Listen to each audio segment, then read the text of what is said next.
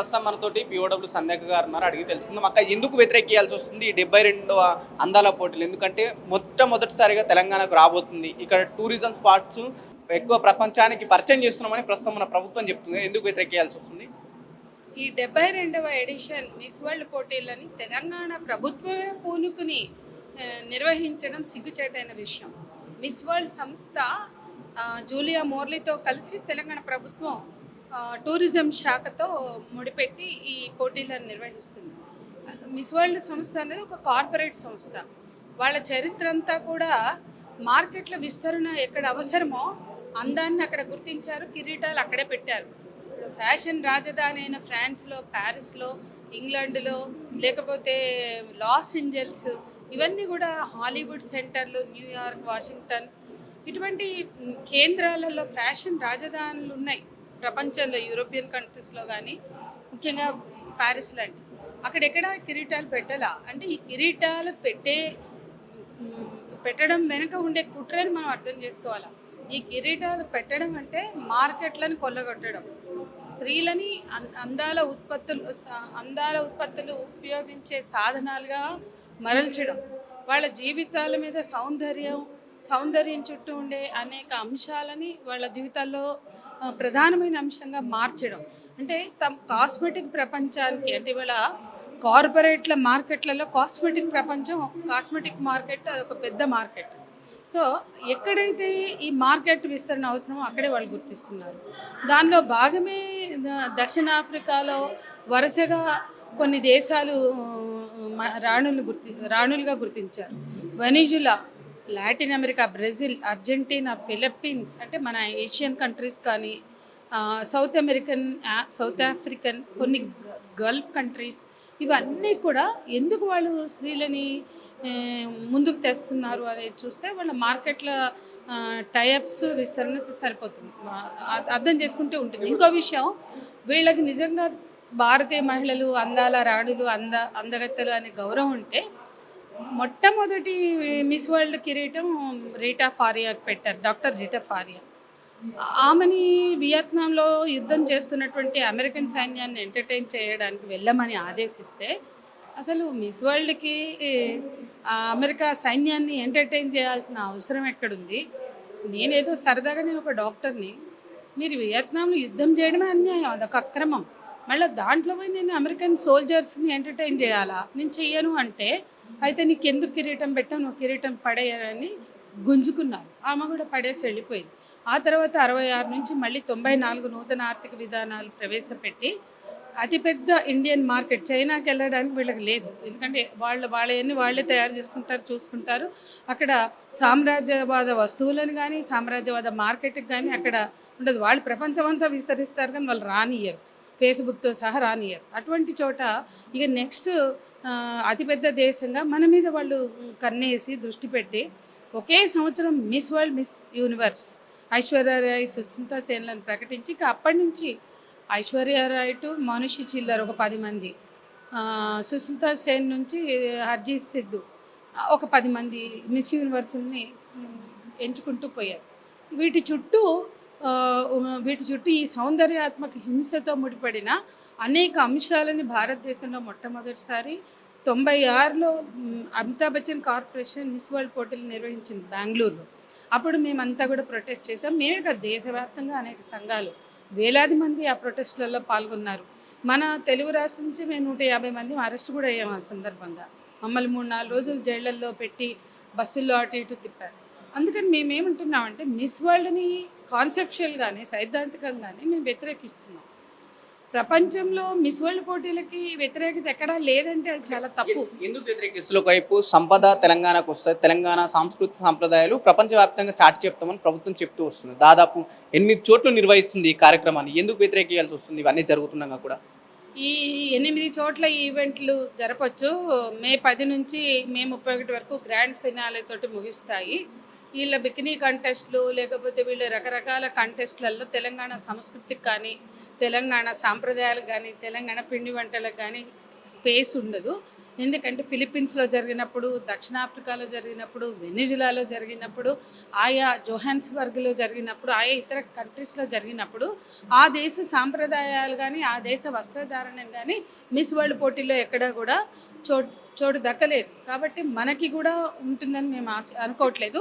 ఒకవేళ చేనేతకి పట్టం కడతాము అంటే ఒక ఈవెంట్లో పెడతామంటే ఒక్కరోజు 140 దేశాలకు చెందిన అందగత్తెలు ఈ చేనేత పీలికలు వేసుకుని క్యాట్వాక్ చేసినంత మాత్రాన చేనేతకి మార్కెట్ దొరుకుతుందని మేము అనుకోవట్లేదు. దానికన్నా ఒక ఇంటర్నేషనల్ ఎక్స్పో పెట్టి చేనేతకి అందులో మార్కెటింగ్ అవకాశం కల్పించండి, మహిళా ఉత్పత్తులకు మార్కెటింగ్ అవకాశం కల్పించండి. రేపు మీరు జరపబోయే అందాల పోటీల్లో మహిళలు తయారు చేసే ఉత్పత్తులను అమ్మే దమ్ము కూడా వీళ్ళకి లేదు. ఉన్న డ్వాక్రా బజార్లో ఎత్తి అవతల పడేసిండ్రు. తరుణి హట్స్ లేవు, డ్వాక్రా బజార్ లేవు. మహిళలు సెల్ఫ్ హెల్ప్ గ్రూప్స్ తయారు చేసిన ఉత్పత్తులకు మార్కెటింగ్ గ్యారంటీ కూడా కల్పించలేని ఈ పాలకులు మహిళల్ని ఉద్ధరిస్తామంటే ఎట్లా నమ్మాలా? మీకు పెన్షన్లు ఇచ్చే దిక్కు లేదు. జీవితం అంతా ఉద్యోగాలు చేసి రిటైర్ అయిన వాళ్ళకి పెన్షన్లు ఇస్తలేరు. జీతాలు లేవు. మున్సిపల్ కార్మికులు రోడ్లు ఊడ్చి మోరీలు శుభ్రం చేసే మహిళా కార్మికులకి 4 నెలల నుంచి జీతాలు లేకపోతే మొన్న సీతక్కకు పోయి మేము మెమరాండం ఇచ్చాం. అంటే నేనేమంటున్నా అంటే మీరు మహిళల ఉపాధిని పట్టించుకోరు, భద్రత కల్పించరు. ఎంఎంటీఎస్లో గంజాయి వ్యసనపరుడు దాడి చేస్తే ఆ పిల్ల దూకేసి ప్రాణాలతో కొట్లాడుతుంది. 4 ఏళ్ల పాప మీద అత్యాచారం, 6 ఏళ్ల పాప మీద అత్యాచారం. తల్లిదండ్రులు పనికి బయటకు వెళ్తే ఇళ్లలో ఉన్న ఆడపిల్లల మీద గంజాయి బయసులు ఎగబడి అత్యాచారాలు చేస్తే మీకు ప్రొటెక్ట్ చేయడం చేత కాదు. అంటే మహిళల భద్రత గురించి గత 2012 తర్వాత ఒక రివ్యూ మీటింగ్ కూడా పెట్టలేదు. మహిళల భద్రత కల్పించడంలో, మహిళలకి సాధికారతను కల్పించడంలో, మహిళా ఉపాధి కల్పనలో మీరు మహిళల సెంటర్డ్ డెవలప్మెంట్ని తీసుకొస్తారనే ఆశతో మేము గత పాలకులను వ్యతిరేకిస్తూ అవన్నీ వాళ్ళ ఫెయిల్యూర్స్ అని మీకు చెప్పాం. కనీసం ఈ ప్రభుత్వం వచ్చాక ఒక సమీక్షా సమావేశం లేదు. ఒక మహిళా సంఘాల జేఏసీ నుంచి ఒక టీంని పిలవలే. అందరికి చెప్పాం, అడిగాం, వాళ్ళందరినీ అడిగాం, సీఎం దగ్గరుండే మనుషులను అడిగాం, మహిళా మంత్రిని అడిగాం, మల్లు రవి గారిని అడిగాం. ఎవరు కూడా మాకు ఇంతవరకు సీఎం గారితో కల్పించడానికి కూడా, అంటే తెలంగాణ రాష్ట్ర సాధనలో సగభాగమైన మహిళల ఆకాంక్షలు వినడానికి చేతగానప్పుడు, ఓపిక లేనప్పుడు, అర్థం చేసుకునే శక్తి మీకు లేనప్పుడు మీరు నిర్ణయించుకున్న మిస్ వరల్డ్ పోటీలతో మాకేంటి సంబంధం? ఇప్పుడు ప్రస్తుతం ఉన్న ప్రభుత్వం అయితే ఎక్కువ మహిళలకి పెద్దపీట వేసింది. ఈ హామీల విషయంలో కావచ్చు, వాళ్ళకి ఇచ్చే పథకాల విషయంలో కావచ్చు. ఎందుకు పట్టించుకోలేని మీరు ఎందుకు వ్యతిరేకించాల్సి వస్తుంది? 6 గ్యారంటీల్లో ఒక గ్యారంటీ మహిళలకు ఉచిత బస్సు ప్రయాణం. ఆ బస్సు ప్రయాణం చేస్తున్న మహిళలకి వెళ్ళి మీరు అడగండి, ఈ మిస్ వరల్డ్ పోటీలు వాళ్ళు కోరుకుంటున్నారా? వాళ్ళకి గర్వకారణమా? వాళ్ళ తెలంగాణ ప్రభుత్వం ఏమైతే చెప్తుందో అవన్నీ కూడా ఆ బస్సుల్లో ప్రయాణిస్తున్న ఆడవాళ్ళని అడిగి తెలుసుకోమనండి. వాళ్ళు కోరుకుంటున్నారా, గర్విస్తున్నారా, ప్రతిష్టగా భావిస్తున్నారా? వీళ్ళ మహిళల ఉత్పత్తులకి మార్కెటింగ్ అంతర్జాతీయంగా కల్పిస్తే అది గర్వించవలసిన విషయం. మహిళల భద్రత కనీసం ఒక మీటింగ్ కూడా పెట్టలేరు, కార్యాచరణ లేవు, బడ్జెట్ల కేటాయింపులు లేవు, ఏమీ చేయట్లేదు. వీళ్ళు వచ్చినాక ఉచిత ప్రయాణం ఒకటేనా అంటే మీ ఉచిత ప్రయాణంతో ఇక మీరు ఏం చేసినా యాక్సెప్ట్ చేయాలా? మహిళలు ఆత్మగౌరవం లేదా? మహిళలకు ఆత్మవిశ్వాసం అక్కర్లేదా? ఈ 140 దేశాల అందగత్తెలు మన దగ్గర క్యాటవాక్ చేస్తే అది మహిళల ఆత్మగౌరవమా? తెలంగాణ మహిళల ఆత్మవిశ్వాసమా? పక్కన ఉన్న పోచంపల్లిలో కూడా ఈ ప్రోగ్రామ్ నిర్వహిస్తాం. దాని ద్వారా అక్కడ వాళ్ళ చేతుల మీదుగా చీరలు తయారవుతున్నాం, దాన్ని ప్రపంచవ్యాప్తంగా మనం తెలియజేస్తాం అంటారు కదా. దాని వలన 10 చీరలు కూడా వీళ్ళు అమ్మలేరు. కానీ దానికన్నా మన తెలంగాణ చేనేత, తెలంగాణ హ్యాండీక్రాఫ్ట్స్, తెలంగాణ మహిళలు తయారు చేసే ఉత్పత్తులు, పిండి వంటలకి ఒక ఎక్స్పో పెట్టిన, ఒక ఇంటర్నేషనల్ సమ్మిట్స్ దగ్గర వీళ్ళకి కౌంటర్లు పెట్టిన, చాలా అంతర్జాతీయ వేదికలకు హైదరాబాద్ ఆతిథ్యం ఇస్తోంది. అక్కడ పెడితే ఈ మిస్ వరల్డ్ కన్నా ఎక్కువ మార్కెటింగ్ వాళ్ళకి దొరుకుతుంది. కాబట్టి తెలంగాణ మహిళలకి గుర్తింపు తేవాలన్నా, సెల్ఫ్ హెల్ప్ గ్రూప్స్కి గుర్తింపు తేవాలన్నా, చేనేత ప్రతిష్టను చాటాలంటే అనేక ప్రత్యామ్నాయ మార్గాలు ఉన్నాయి. తెలంగాణ మహిళల ఆకాంక్షకు భిన్నంగా మిస్ వరల్డ్ పోటీలని నిర్వహించడం ద్వారా మాత్రమే ఆ ప్రతిష్టను చాటుతామంటే అది కరెక్ట్ కాదు. నీకు తెలంగాణ మహిళల ఆకాంక్షలే మీకు తెలియదు. తెలంగాణ రాష్ట్ర సాధనలో స్మితా సబర్వాల్ భాగం కదా, మాకు ఉద్యోగి అధికారి. ఆ తర్వాత సీఎంగా ఉన్న రేవంత్ రెడ్డి సమైక్యవాది, ఆనాడు సీమాంధ్ర పార్టీలతో సమైక్యవాదం వినిపించినవాడు. కాబట్టి తెలంగాణ మహిళల ఆకాంక్షలు తెలుసుకోవాల్సిన బాధ్యత ఈ ముఖ్యమంత్రికి ఉంది. నువ్వు సీమాంధ్ర పాలకుల వైపే ఉండుండొచ్చు, తెలంగాణను కోరుకుని ఉండకపోవచ్చు, కానీ సోనియా గాంధీ తెలంగాణ ప్రజల ఆకాంక్షలు గుర్తించి తెలంగాణ కళ సాకారం చేశారు. కాబట్టి తెలంగాణ ప్రజల ఆకాంక్షలే ఇక్కడ ప్రధానం. కానీ తెలంగాణ మహిళల ఆకాంక్షలు కానీ ప్రజల ఆకాంక్షలు కానీ మిస్ వరల్డ్ పోటీలు నిర్వహించడంలో గర్వించవలసిన విషయంగా వాళ్ళు భావించట్లా. అట్లాగే సంస్కృతి పరిరక్షకులు అని చెప్పుకునే బీజేపీ కూడా అధికారంలో రావడానికి అర్రులు చేస్తుంది. మేము ఎంపీలను కొట్టాం, ఎమ్మెల్యేలను కొట్టాం, రాబోయే కాలంలో మాకే అధికారం అని మాట్లాడుతున్నారు. వీళ్ళు సంస్కృతి పరిరక్షకులు. మేము చెప్పుకోవట్లేదు మమ్మల్ని మేము సంస్కృతి పరిరక్షకులని. మేము మిస్ వరల్డ్ సామ్రాజ్యవాద సరుకులు అమ్ముకోవడానికి గతంలో 1600 సంవత్సరంలో వలస పాలకులు మార్కెట్ల కోసం ఎట్లా వచ్చారో ఇది మరో రూపంలో మార్కెట్ల అన్వేషణ, మార్కెట్ల కబ్జా అని మేము చెప్తున్నాం. మరి బీజేపీ వాళ్ళకి కొంచెమన్నా నిజాయితీ ఉంటే, వాళ్ళు హిందూ ధర్మ పరిరక్షకులైతే, హిందూ సంస్కృతి గురించి ఆలోచించే వాళ్ళైతే, భారతీయ సంస్కృతి అని మాట్లాడే అర్హత వాళ్ళకు ఉండాలంటే ఇది భారతీయ సంస్కృతిలో భాగంగా ఈ పోటీలు జరగట్లా. ఇది కేవలం ప్రస్తుతం ఉన్న ప్రభుత్వాలు ఒక మహిళని మార్కెటింగ్గా లేదంటే ఒక వస్తువుగానే చూపెట్టి ఇటు కార్పొరేట్ కంపెనీలని తీసుకొస్తున్నాయంటారా? ఖచ్చితంగా బీజేపీ పాలిత రాష్ట్రాలలో గత సంవత్సరం 2024లో 71వ ఎడిషన్ బొంబాయిలో జరిగింది. అది ఆర్ఎస్ఎస్ రాజధాని నాగ్పూర్ మహారాష్ట్రలో ఉంటుంది. ముంబైలో కానీ లేదా మహారాష్ట్రలో కానీ శివసేనలు బీజేపీలు అధికారంలో ఉంటాయి, అదే ప్రధానమైన పార్టీలు ఉంటాయి. కానీ ఒక్క చిన్న ఆటంకం కల్పించలేదు, చిన్న అభ్యంతరం పెట్టలేదు. మళ్ళీ తెల్లారు లేస్తే సొల్లు కబుర్లు చెప్తారు. భారతీయ సంస్కృతి పత్తికట్ట అని, భారతీయ సంస్కృతి హిందూ ధర్మం అంటారు. ఏ విధంగా హిందూ ధర్మం మిస్ వరల్డ్ అవుతుంది, ఏ విధంగా భారతీయ సంస్కృతిలో భాగం మిస్ వరల్డ్ అవుతుంది? అది బికినీ కంటెస్ట్గా ప్రారంభమై రకరకాల ఈవెంట్స్ వాళ్ళు పెట్టారు. దాన్ని బ్యూటీ విత్ పర్పస్ అంటారు, బ్యూటీ విత్ ఇంటెలిజెన్స్ అంటారు. ఏది చెప్పినా ఆ మిస్ వరల్డ్ అంటే ఆ స్త్రీల శరీరాలకి కొలతలు విధించి పోటీలు పెట్టడం భారతీయ సంస్కృతిలో భాగం కాదు, భారతీయ మహిళలకు గౌరవం కలిగించే విషయాలు కాదు. మీరు 71వ ఎడిషన్లో పాల్గొన్న మహిళల వస్త్రధారణ చూడండి.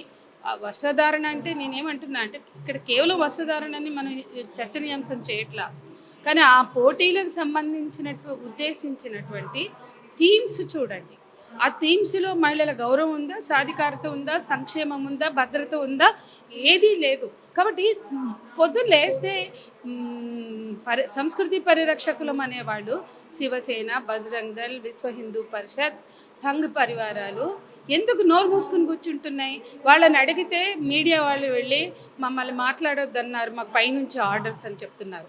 అంటే ఎలన్ మస్క్, ట్రంప్ కలిసి అక్కడ ఛాందస్వాదం మాట్లాడతారు, మార్కెట్ సంస్కృతిని అన్ని రకాలుగా యువత మీద రుద్దుతారు.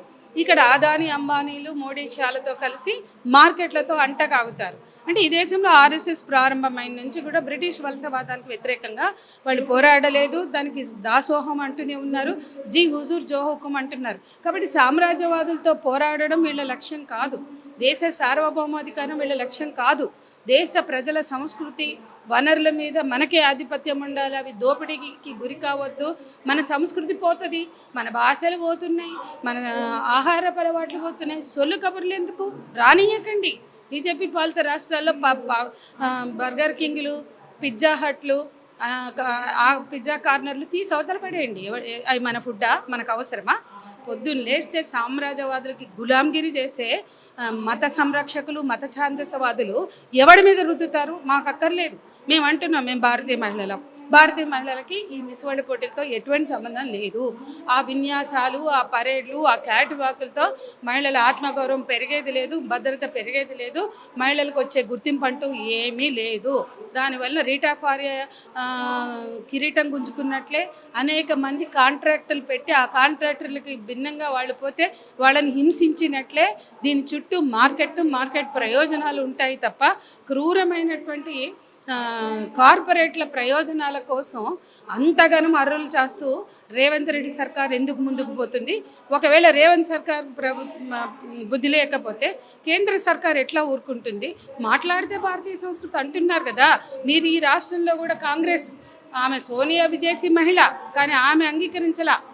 లేదా గతంలో 96లో యూపీఏ ఉన్నప్పుడు జరిగితే దాన్ని వ్యతిరేకించాం, అప్పుడు అమితాబ్ బచ్చన్ కార్పొరేషన్ బెంగళూరులో.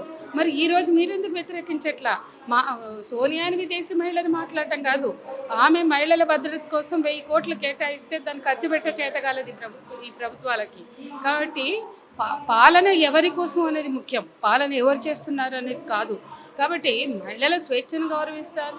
ఇవాళ ఎక్కడైనా అత్యాచారాలు జరిగితే వాళ్ళ డ్రెస్ కల్చర్ గురించి మాట్లాడతారు, అది చాలా అన్యాయం.